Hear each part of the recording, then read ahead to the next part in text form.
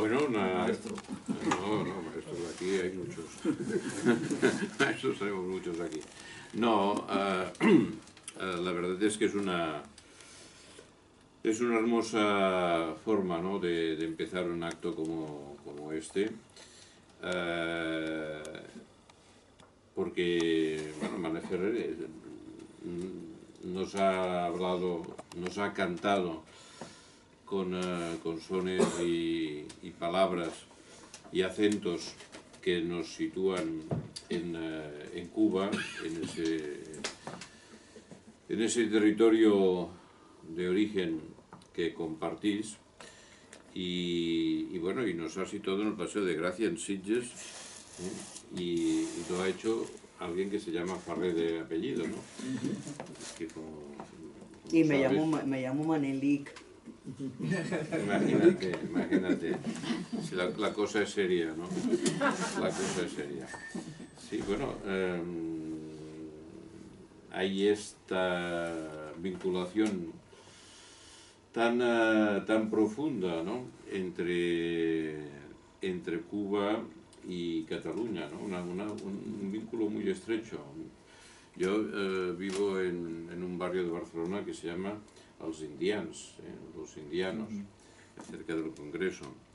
Y este lazo es un lazo cultural, fue evidentemente también un lazo económico, fue un lazo de conocimiento, fue un lazo de experiencias y de progresos, ¿no? Supongo que sabes que el primer ferrocarril que se hizo en España lo hizo un hombre de Mataró que se llamaba Miquel Viada, y que lo hizo porque primero vio el tren en Cuba. O sea que son tantos los vínculos que nos unen, que un acto como este pues nos sirve para darte la bienvenida y evidentemente acogerte con cariño, y que yo diría que con entusiasmo, pero además es una presentación que la hacemos conjuntamente con Josep, que es uno de nuestros autores, antes se lo decía y no se ha enfadado, más serios, en el sentido de que se toman más en serio el oficio de escribir. En la literatura, en todas, cuando hablamos de creación y sobre todo de poesía, hay quien apuesta por la expansión sentimental, por la confesión, por una expansión que tiene un poco de arbitrario y de excesivamente efímero, ¿no? Y en cambio, pues Josep es de los que entiende la importancia de lo literario en la existencia humana, ¿no? De lo literario, de la música, de la canción. Todos sabemos, ¿no?, que la literatura empezó con la música, ¿no? Si vamos a los textos más antiguos, todos ellos conservan esa forma en verso y en diálogo con la música, que ayudaba a recordarlos y a hacer que la poesía y que las historias que esa poesía transmitía llegaran al corazón de los hombres y de las mujeres, gracias a la música con la que se acompañaban, ¿no? Hoy hablamos de dos libros que tienen un origen y una naturaleza muy distinta, pero que nos hablan en el fondo de emociones que son cercanas, ¿no? Y yo creo que eso es lo que explica la amistad que une a los dos autores, y que evidentemente este acto no deja de ser sino una plasmación de esa amistad, ¿no? Empecemos por las congregaciones, que, bueno, la habéis visto en la invitación, muchos ya lo conocéis, es una obra de Félix Anesio. Es una obra singular en el sentido de que no es propiamente un libro concebido como una obra íntegramente nueva, sino que es una muestra, un viaje a través de un periodo de 10 años de su producción poética. En la introducción, que es una introducción que yo os recomiendo leer, porque a veces cuando nos llega a las manos un libro vamos directo, nos saltamos el prólogo para ir directamente al libro, ¿no? al meollo, ¿no? Se habla de florilegio, ¿no? al referirse a este libro. Bueno, es una manera, no es propiamente una antología, porque no necesariamente responde al criterio de una antología, pero sí es un florilegio en el sentido, digamos, de una muestra de los libros que corresponden a este periodo en la obra del autor. El autor, queda claro, es cubano, nació en el 1950, hay que decir del siglo pasado, lo siento, pero también es un va por mí. Y bueno, nació en Guantánamo, ¿no? Él es un hombre, como decía antes, serio, igual que Josep. Él es un ingeniero, es un hombre, por lo tanto, con la cabeza bien organizada, bien estructurada, condición indispensable para ser ingeniero, ¿no?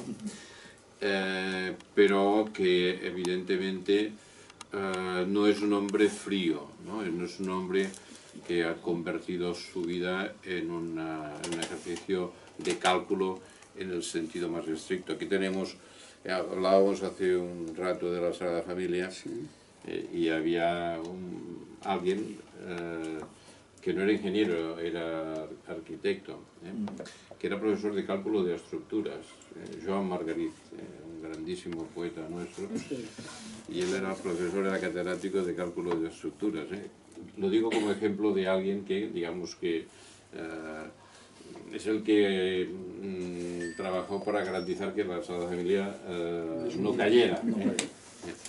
Y por lo tanto, digamos, alguien que ha vivido compatibilizando el cálculo, el rigor, la abstracción mental, que empuja al ser humano al conocimiento abstracto con esa piel de emociones que nos humanizan, ¿no? Y ese es el mismo caso que encontramos con Félix Anesio, ¿no? Es alguien que realmente,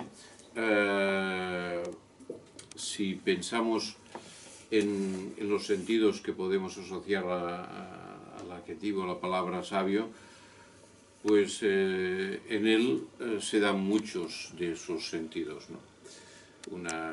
Una sabiduría que la percibimos claramente en todos los versos de este libro. Este libro tiene 4 partes.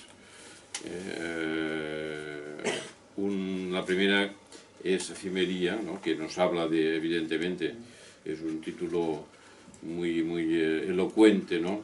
Efimerías nos habla de lo que es fugaz, en la vida, que es casi todo, incluyéndonos a nosotros mismos, ¿no? Pero es una fugacidad que hay que saber entender y que hay que aprender a apreciar y amar. La segunda es Remembranzas, que es algo que tiene mucho que ver con la fugacidad, con lo que es efímero, porque es lo que nos arraiga, ¿no? Cuando sentimos el frío, la herida de la fugacidad del tiempo en nosotros y en los que nos rodean, recurrimos a la remembranza. La memoria nos arraiga, nos devuelve la conexión íntima con el hecho de existir, ¿no? Las otredades es la tercera de las partes del libro, ¿no? Las otredades. No hay vida sino a través de la vida de los demás, ¿no? No existimos plenamente solos, aislados. Solo encontramos el verdadero sentido de nuestra existencia cuando la compartimos y cuando nos acercamos al otro con anhelo de saber, con anhelo de percibir, con anhelo de compartir, de sentir junto a quien tenemos cerca, ¿no? Y el final, claro, es inevitable y es indispensable, es el yo mismo, ¿no? Es un viaje hacia el centro de nosotros mismos, no como un viaje egótico, de egoísta, de narcisista, aunque evidentemente esta reflexión está en el libro, sino como un viaje hacia la sabiduría, como les decía a ustedes antes, ¿no? Un viaje para entenderse y desde esa comprensión del mundo para sentirse más cerca de los otros y por lo tanto más cerca de lo que realmente somos. Y esto dicho sin énfasis, ¿no? Sin énfasis porque el énfasis en lo humano en realidad resulta excesivamente artificial, ¿no? Lo humano es, lo decíamos antes, es fugaz, es efímero, por lo tanto, digamos, lo que realmente dignifica lo que somos es la ternura, es el saber comprender el dolor, el deseo, las fuerzas que dominan el comportamiento humano desde una auténtica, desde una honesta proximidad, ¿no? Él en el libro nos lo encontramos con imágenes de una extraordinaria belleza, ¿no? Va a leer, entiendo, algunos de estos poemas, ¿no? Cuando, por ejemplo, nos habla de la gaviota que ve en los ojos de la gaviota los ojos de su padre. Una imagen de gran poesía, ¿no? En los ojos de la gaviota los ojos de su padre, ¿no? El libro transmite lucidez y por lo tanto algo de escepticismo, ¿no? Pero la vitalidad está allí, ¿eh? La vitalidad está allí, la pasión por ser está allí presente prácticamente en cada página, ¿eh? Hay un poema que es Le Bonheur, la felicidad, dice: no la evadas nunca, no la evadas nunca, ¿eh? Desde la condición efímera que somos, ¿no? Y por lo tanto el libro no es un libro, evidentemente en su caso sería imposible, ingenuo, no es un libro que esté hecho desde la candidez, pero sí que es un libro que está escrito desde la conciencia y desde la percepción radical, ¿no? De la fragilidad, sin olvidar nunca la ternura, sin olvidar nunca la pulsión que nos lleva a las puertas de la felicidad. Es un libro que es un canto, ¿eh?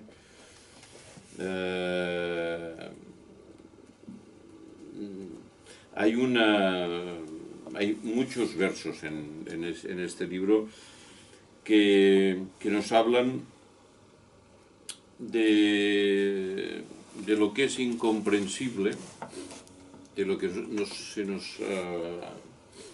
nos presenta como indescifrable, ¿no? Incluso en personajes concretos, ¿no? Hay un poema que lo dedica al hombre elefante, ¿eh? Este personaje que mucho recordamos por la película,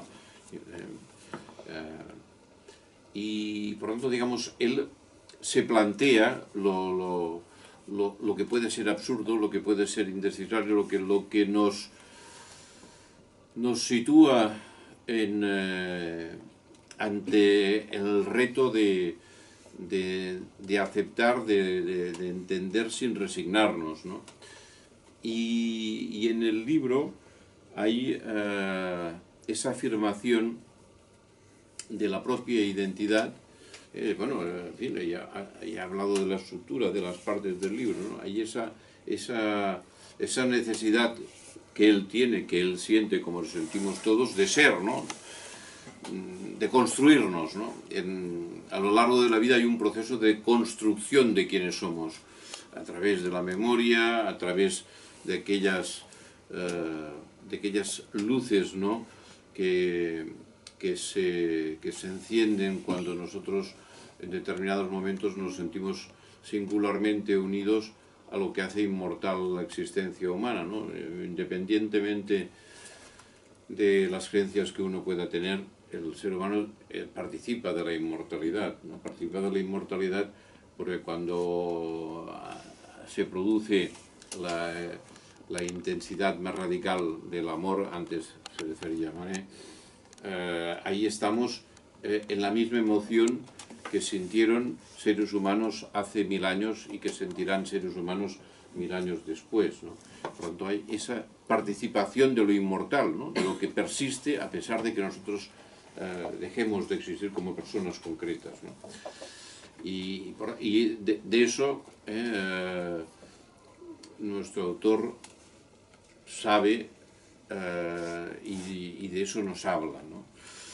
De los límites del ser humano, también del propio cuerpo, del propio cuerpo, el límite, la frontera, el abismo que hay detrás de unas manos, de nuestras manos, ante la realidad que nos circunda, el abismo entre el ser y la muerte, ¿no? Entre el ser y la ausencia, ¿no? Estamos rodeados de ausencias, ahora recordábamos con nuestros amigos, ¿no?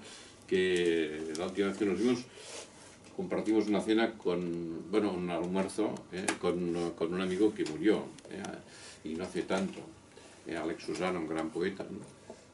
Y digamos, estamos rodeados de ausencias, también desde esa imagen que la gaviota suscita y hace renacer en nosotros, ¿no? El libro, por tanto, es un libro muy profundo, muy conmovido, como os decía, es un ingeniero conmovido, es un hombre que sabe construir, que sabe construirse sin dejar de que el latido que convierte en temblor nuestra mirada sobre el mundo se dé intensamente, ¿no? Y por lo tanto, digamos, es un libro que es una maravilla, yo creo que no, es verdad, es verdad. Es un libro que solo pueden escribirlo determinadas personas que han vivido intensamente, que han pensado intensamente, que han sentido intensamente, ¿no?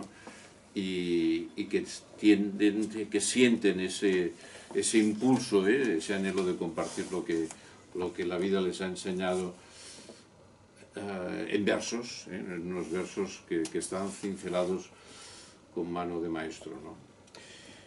Bueno, y tenemos otro libro, ¿no, Josep? Sí. Dones de foc, mujeres de fuego, ¿no? Josep, em costarà més parlar de tu en castellà, però bueno, lo haremos, ¿no? No te vayas a mí con un toque. Pero bueno, Josep es un autor que algunos de vosotros ya conocéis, él nació en Caldas en el 62, me parece. Sí, sí.